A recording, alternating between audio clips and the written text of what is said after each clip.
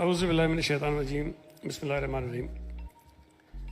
جناب chief minister صاحب اور اسٹیج پہ موجود تمام میرے معزز مقررین، میں کوشش کروں گا بہت کم بات کروں، اس لیے کہ میں خود یہ چاہوں گا کہ جو معزز مقررین اسٹیج پہ موجود ہیں ان کو ہم زیادہ سنیں.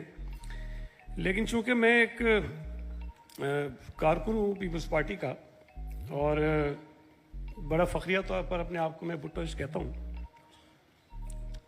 تو میں جہاں بھٹو صاحب کی بات ہوتی ہے تھوڑا سا جذباتی ہو جاتا ہوں، الگ بات ہے. لیکن کچھ چیزیں ایسی ہیں جس نے کم از کم مجھے تو بہت زیادہ متاثر کیا ہے، جس کی بنا پر میں اس بات پر میرا پختہ یقین ہے کہ ذوالفقار علی بھٹو ایک ایکسٹرا آرڈنری آدمی تھا، اور شاید اس جیسے لوگ جو ہیں وہ دنیا میں بہت کم ہوں گے. ہو سکتا ہے ہوں بہت سارے، لیکن جن کو ہم جانتے ہیں وہ کم ہوں گے. میں ہمیشہ آغاز کرتا ہوں اپنی بات کا کہ ذوالفقار علی بھٹو جن کی سیاست پر، جن کی ذہانت پر، جن کی پاکستان کے لیے جو کاوشیں ہیں اس پر بہت ساری باتیں ہوتی ہیں، لیکن جو بنیادی چیز جس کو میں سمجھتا ہوں کہ ہمیں جس پر غور کرنا چاہیے، جس کی وجہ سے میں کہتا ہوں کہ ذوالفقار علی بھٹو کوئی ایکسیپشنل سا آدمی ہے. 1928 میں 5 جنوری کو ان کی پیدائش ہے، اور ابھی ڈاکٹر ایوب شیخ یہ بتا رہے تھے کہ آج اگر ذوالفقار علی بھٹو حیات ہوتے تو وہ 98 برس کے ہوتے. 98 برس میں سے 47 برس تو نکال دیجیے، اس لیے کہ ان کی شہادت کو 47 برس ہو گئے ہیں. آج جب ہم اکٹھے ہوئے تو 47 برس پہلے ان کی شہادت ہو گئی. باقی ان کو عمر بچتی ہے 51 برس. میری عمر 53.5 سال ہو گئی ہے، اور مجھے لگتا یہ کہ میں نے زندگی میں بہت کر لیا، لیکن اگر بھٹو صاحب کی 51 سال کی زندگی کو رکھیں اور ہماری 53 سال کی زندگی کو رکھیں تو ہم نے کچھ بھی نہیں کیا. شہید ذوالفقار علی بھٹو نے پیپلز پارٹی جیسی جماعت بنا دی 39 سال کی عمر میں. 4.5 سال کی حکومت ملی، کیا کیا کارنامے کر دیے اس کو ایک طرف رکھیں. میں یہ بہت لوگوں نے سنا ہوگا، میں خط ہے جو ایک 17 سال کا ذوالفقار علی بھٹو قائد اعظم کو لکھتا ہے. 26 اپریل 1945. کوئی نہیں جانتا ذوالفقار علی بھٹو کون ہے. وہ لکھتے ہیں کہ respected sir, you have United the entire nation under one banner.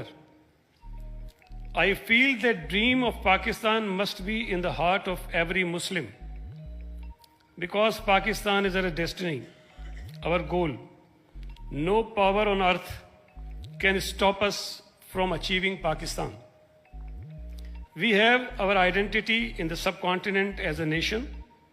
We are proud of you because you have mobilized us. As a student, I am unable to play any role in this regard, but time will come. یہ کیا کہہ رہے ہو؟ But time will come when I will not flinch from sacrificing my life for Pakistan.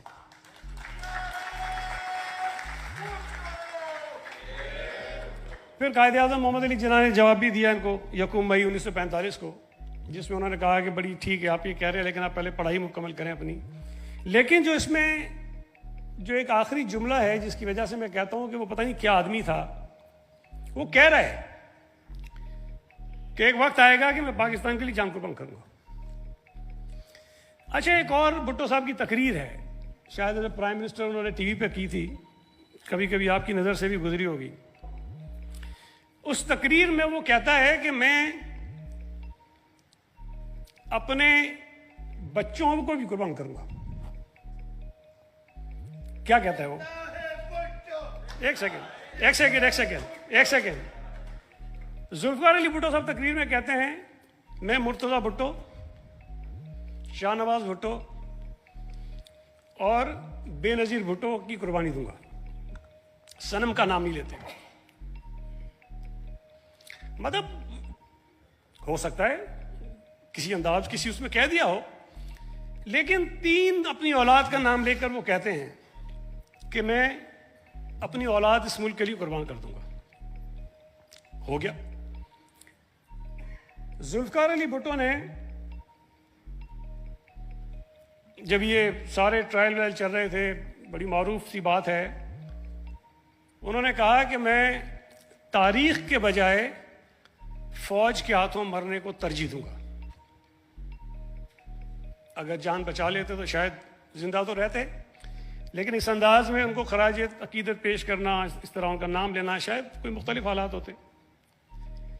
پھر ایک اور واقعہ ہے جو سعید مہدی صاحب، جو بعد میں نواز شریف صاحب کے پرنسپل سیکرٹری بھی رہے وزیر اعظم کے، وہ کہتے ہیں کہ میں ڈپٹی کمشنر تھا راولپنڈی کا جب ذوالفقار علی بھٹو صاحب قید میں تھے، تو جنرل ضیاء الحق نے مجھے ایک کاغذ لکھ کے دیا جو معافی نامہ تھا، اور کہا کہ ذوالفقار علی بھٹو سے اس پہ دستخط کرا کے لے آؤ. تو ذوالفقار علی بھٹو صاحب کہیں قید تھے، پتہ نہیں مری میں تھے یا پنڈی میں تھے، کہیں تھے. تو وہ کہتا ہے کہ میں ان کے پاس گیا اور میں نے ان کو وہ پیپر دیا، انہوں نے پڑھا، اور پڑھنے کے بعد کہا کہ آپ کو پتہ ہے میں کون ہوں؟ اس نے کہا جی آپ پرائم منسٹر ذوالفقار علی بھٹو ہیں. تو اس نے کہا کہ تمہیں پتہ ہے کہ میں کس کا بیٹا ہوں؟ انہوں نے کہا جی آپ سر شاہ نواز بھٹو کے بیٹے ہیں. پھر اس سے کہتے ہیں کہ تمہیں بھیجا کس نے؟ انہوں نے کہا جی مجھے جنرل ضیاء الحق نے بھیجا ہے جو صدر پاکستان ہے. اس نے کہا کہ کس کا بیٹا ہے؟ اس نے کہا سوری سر مجھے نہیں پتا. اس نے کہا کہ جس شخص کے باپ کا تمہیں نہیں پتا، تم میرے پاس یہ پیغام لے کر آئے ہو کہ میری معافی نامے پہ دستخط کروں تاکہ ضیاء الحق کل یہ ہر چوک چوراہے پہ لہراتا پھرے کہ ذوالفقار علی بھٹو، شاہ نواز بھٹو کا بیٹا جو ہے اس نے مجھ سے معافی نامہ دیا اور مجھے معافی دی، اس نے مجھے لکھ کے دی معافی. مجھے نہیں چاہیے ایسی معافی، واپس کریے. یہ جو ایک بات ابھی مظہر صاحب کہہ رہے تھے کہ وہ بڑی جلدی میں تھے، مجھے ایک دفعہ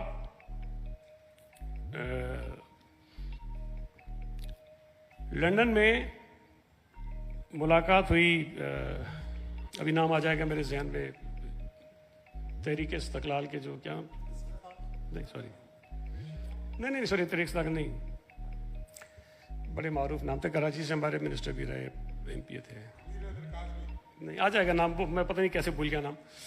مجھے ملے لندن میں تو بھٹو صاحب کے ساتھ ہے، تو مجھے شوق تھا، جو مجھے پرانا مل جاتا تھا میں پوچھتا تھا جی بھٹو صاحب بتائیں کیسے تھے، کیونکہ میں تو دیکھ نہیں سکا ان کو، میں پوچھتا تھا سب سے. تو میں نے کہا کہ آپ کے اختلافات بھی ہو گئے، آپ الگ بھی ہو گئے، مجھے بتائیے کہ کیا بھٹو صاحب کیا تھے، کس طرح کے تھے. تو کہتے ہیں بڑے ناراض ہوئے، بعد میں انہوں نے پارٹی بھی چھوڑی. تو بھٹو صاحب بیگم صاحبہ کو بٹھایا، انہوں نے مجھے بٹھایا اور مجھے کہا کہ یار تم جو باتیں کہہ رہے ہو ساری ٹھیک ہیں، کیونکہ ان پہ تھا نا کہ آپ اپنے نظریات سے، اپنی جو آپ کی پالیسی تھی اس سے تھوڑا سا انحراف کر گئے ہیں. آپ معراج محمد خان تو آپ انحراف کر گئے، تو آپ یہ نہ کریں، ہم تو اس نظریے پہ آپ کے ساتھ آئے تھے.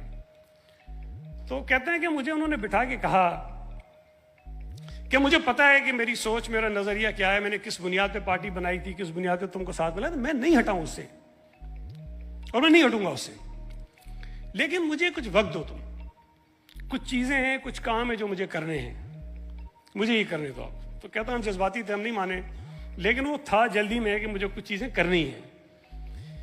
یہ میں بات صرف اس لیے کہہ رہا ہوں کہ دیکھیں 51 برس کی عمر میں ایک آدمی کیا کیا کچھ کر سکتا ہے.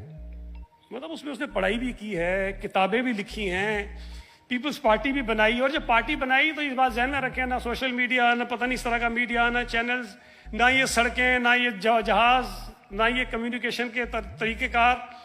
پورے پاکستان میں کوئی کونا اس ذوالفقار علی بھٹو نے نہیں چھوڑا اس پارٹی کو بنانے کے لیے. کم از کم مجھے تو جہاں جہاں جانے کا موقع ملا ہے، کشمیر ہو، گلگت بلتستان ہو، بلوچستان ہو، کوئی نہ کوئی ایک بندہ بزرگ ضرور ملتا ہے کہ بھٹو صاحب یہاں آئے تھے، ہر جگہ چلے گئے تھے.